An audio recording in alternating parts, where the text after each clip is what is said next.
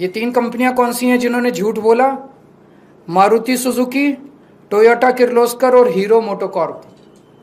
इन तीनों ने मीडिया में बोला, तीनों के जो आए थे रिप्रेजेंटेटिव्स, कि अगर आपका व्हीकल E0 है, E5 है, E10 है और अगर आप उसमें E20 पेट्रोल डाल दो तो कोई दिक्कत नहीं है।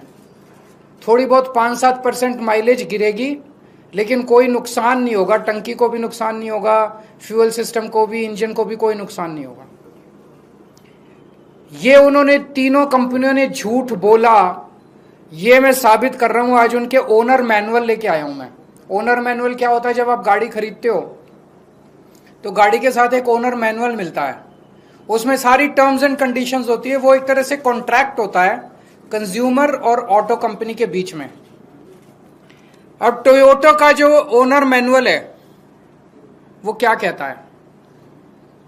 टोयोटा का ओनर मैनुअल कहता है Toyota allows use of ethanol blended gasoline where ethanol content is up to 10%। मतलब वो कह रहा है कि 10% तक इथेनॉल होना चाहिए। और उसमें नीचे नोट में लिखा है, if you are not satisfied with drivability और fuel economy of your vehicle when you use gasoline alcohol blend you should switch back to unleaded gasoline containing no alcohol।